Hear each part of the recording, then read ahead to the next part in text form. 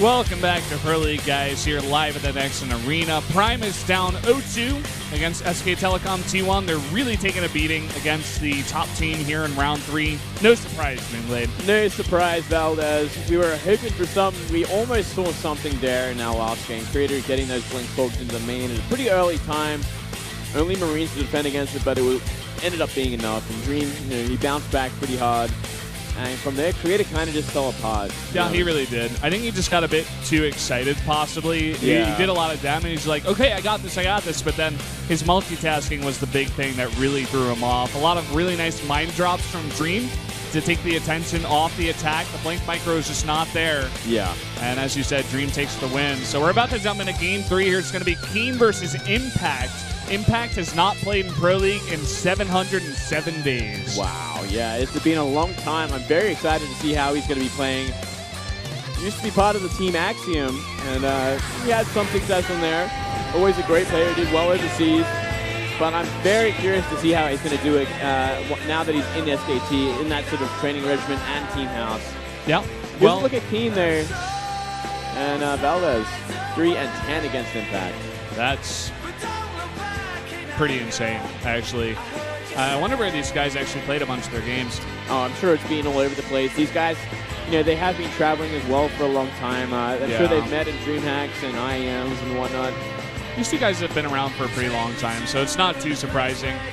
KeeN kind of just, I don't know, not really finding any ladders to climb. He's kind of just staying at the same low level. He's shown some decent play, like that one game against Life. He kind of showed up, but in the end, Life was able to take him down, of course. He just can't take those wins. Yeah, that's true. Well, here's a look at Impact, the new kid on the block for SKT. They produced Dream, and now they're looking for a new Zerg Banjo, and here he is.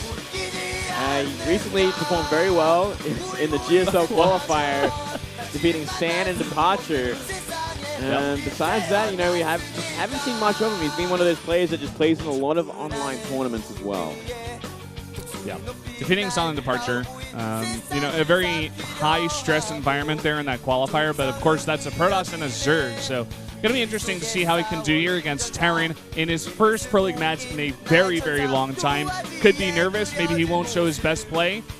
I feel like this might be Prime's best chance to actually take the win against SK Telecom. Let's see how it goes down. Yeah, it's certainly their one shot left over to get it there. And I do not think Classic will be dropping a game to a Prime member today. I think those glasses are real as well, Valdez. It's something I like to make sure of. Thanks for pointing that out. In fact, I can see the lights reflecting off them. You're exactly right, They're legit glasses, and I always appreciate that. Yeah. In this day and age. Shout outs to Sky High for wearing the fake glasses. Yeah. You guys tuned in a little bit late to the broadcast. But anyway, let's jump into this game right now. It's going to be on Coda between KeeN and Impact.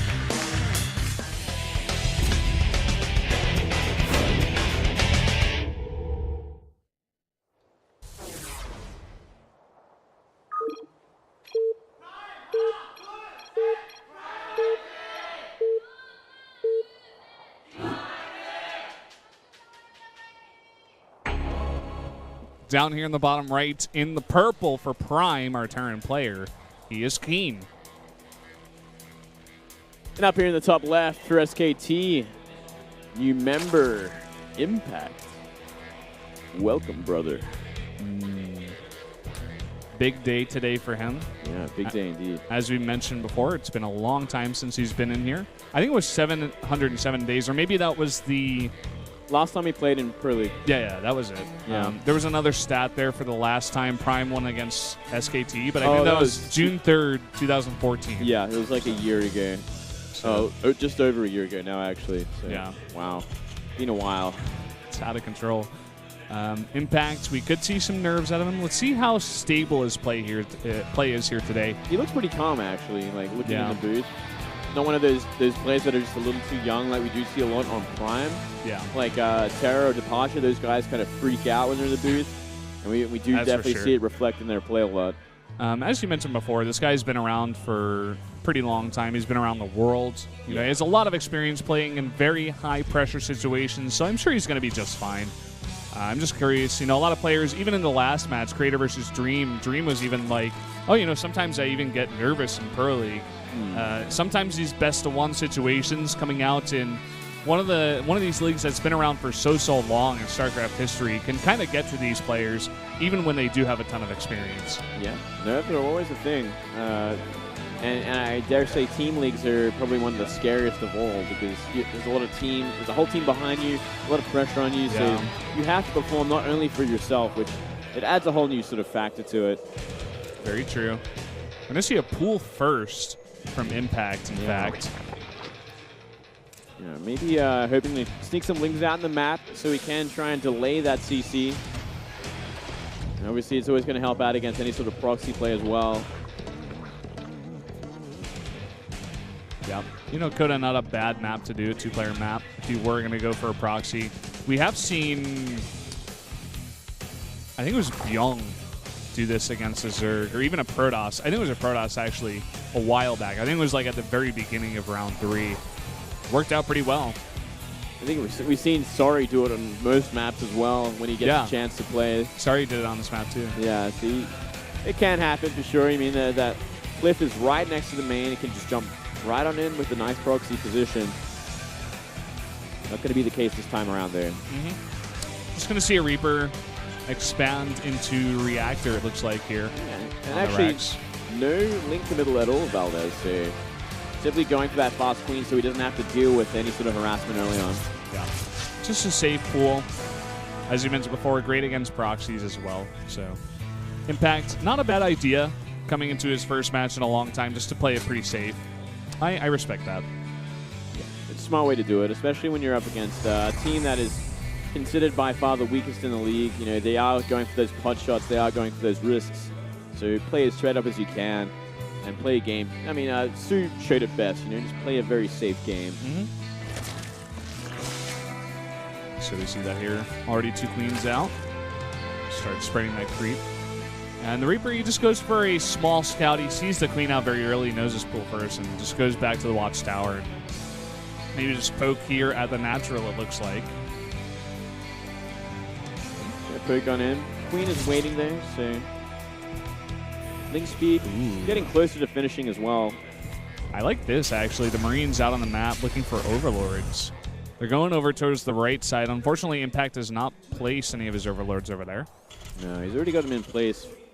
So he's got 2 that's going to be hard for him to actually scout the tech, which is kind of one problem right now, especially if there's 2 Marines waiting from the south of that main base where that Overlord is. We're seeing a huge swell of lings come out right now. Yeah, well, I mean, look how open that natural is right now for the Prime player. This could actually cause a lot of problems. He has no plans of blocking it off just yet either. Yeah. You were talking about the Overlords in position. There's one right there up in that high ground. Sees everything at the natural. Yeah, this could be a big problem. But the one redeeming thing is there's going to be 4 Hellions out, which is going to be fantastic against any number of lings, as long as they don't get surrounded. He's also got like a mini wall there, 2 supply depots in the rocks. Looks like he's going to go for the surround here. He's paying attention with these Hellions there. Oh, he's going to try for the ramp. No, not going to try for it. Yeah. He's going to try to go for those SCVs now, try to get a bit of a surround, but KeeN handling this very, very well. Yeah, perfect play for KeeN. Immediate pullback, just gets those Hellions in a fantastic place, protects them. Oh, yeah, but look at this, Valdez. We actually see an Armory on the way, a Medivac out, enough Marines to help out as well. All it's going to take is him to come across the map, turn him into Hellbats, and there's going to be a lot of trouble for him back because he does not have a Baneling Nest. And like you said, Overlord's not in position to scout that Armory, so Baneling Nest is coming up now, but it may just be a little bit too late. He's going to try to defend this with only lings and a spine crawler, but the push is already across the map. Yeah, he sees it coming a mile away. He knows for sure this is it. But how is he going to deal with it is the next question. Going to try to drop in the main. Queens are a good choice. Yeah. Not enough Marines to deal with that. Uh-oh. Overlord going to be sniped here. Yeah, small price to pay, though. Better than your economy getting destroyed by Hellbats. It's true. And I think KeeN has lost his timing. There's a spine crawler out there. This move down to the bottom of the ramp is a bit of a mistake. Oh, but KeeN doesn't... He doesn't... Not utilizing it. Yeah, he doesn't go for it. He's going to try to... Go for the third base by the looks of it. He's going to rotate over here, try to get a nice position. He's got a lot of Hellbats. He's going to snipe at another Overlord. It's pretty severely supply blocking Impact for now, but... Still so many queens out at this point. He did make a couple of extra queens when he realized what was going on. I don't think he's going to find much here either. Oh, and he's going for the surround, trying to come from behind, but... Oh, man. Even surrounding Hellbats is a bad thing. You do that unless you... like, if you really, really have to, but it's never going to work out. Yeah. Gonna try to go for a bit of a counterattack, trying to get some Hellions out on the map. A couple of those guys pretty low. Uh-oh, some free Banelings out here trying to get some hits on Hellions, but... Oh, yeah, not the best idea to bring the Banelings down the map as well. Oh, one more hit. Medevac goes down, but 4 Marines have dropped out, and a bunch of Hellions coming in here towards the third base. Thankfully, not a lot of drones there. Yeah, take down. Okay. Survives for now. Not taking too much damage, but I think there's a little bit of a mistake there to move all those things out on the map, especially when the ramp has already been completely blocked off, as you can see with the Overlord.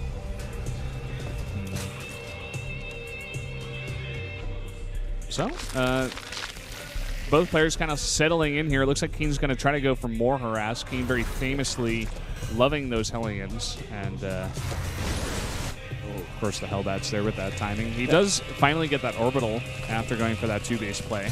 Yeah. A third one. Both players kind of progressing to a normal mid-game here. I do give the advantage to Impact, though. Kind of defending completely against the Hellbat timing, not taking any damage, really. Still on tier 1 though, not choosing to go for Flare Tech just yet, despite having the gas rod at least. There we go. So Impact cancels his +1 to melee, and he's getting +1 to ranged. Yeah. What do you think about that, Moonlid? Well, this is interesting, Valdez. This is his style. This is the Impact style. So it looks like he will be going into Roaches. Let's see if he goes into Roach Hydra though. Like, let's see if how far does he want to take this tech. Because we do see the occasional Zerg player go for like Roachling Bane. Completely normal. We do see Dark even do that quite occasionally. Yeah. But if you go beyond that is the question, because it is far less effective in the late game, unless you have Viper down as well, to really do anything with Roach Hydra. Maybe he just feels like KeeN has committed way too much to Hellions and Hellbats, and he didn't get much done with that early push, so he can kind of take advantage of a 1-1 timing here. Yeah, maybe get like Roach speed and +1/+1 and go for a big attack. Yeah, you know what? I'm wondering if he's thinking it's actually mech play, because he hasn't scouted the main base. He hasn't seen the production at all. He doesn't know if there's any more bio on the map besides the drop that happened in his main base. And he does see like a factory with a tech lab at the bottom where his Overlord is. So it's like, oh, you're going mech off this. So I think that's exactly his mindset right now. Gonna see Stim on this though. Let's see how he's gonna react to this. Yeah, that's the next question. He's being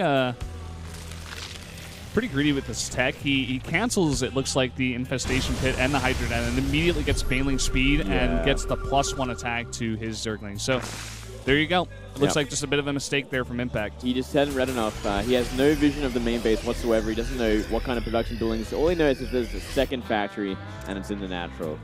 So a little bit of a mystery. It's going to put everything kind of behind, especially Mutalisks. By now, he should have at least 8 Mutas out in the map trying to harass, stopping these kind of pushes from happening. Yeah. He's got a lot of Banelings, but they're all slow. The one thing that KeeN never took advantage of was the fact that there were no Mutas out here for a very long time. No drops really coming in here. He just wants to go for a straight-up push, and here we go. Hellbats in the front trying to take that Baneling fire. Really nice splits there from KeeN. Yeah, perfect. On the creep. There's no Baneling speed. It's extremely late. Very nice trade for KeeN, and he can even go for the fourth base here. It's going to be hard. Only a few Banelings left over as well. Still no Baneling speed. No. This is a bad engagement, impacting a lot of trouble right now. Yeah, he really is. A fantastic spot now for KeeN up there on the high ground. Tons of Widow Mines are active. And he's kind of streaming units in here. It looks like the Banelings are actually getting some decent hits off finally, but more and more units are coming across the map. The Fire is just doing too much. They are 1-1 against the 0-1 of the Lings. 10 drones now have gone down. He's taken out so many of these Banelings and Lings. There were 2 Roaches trying to help out, but not doing much.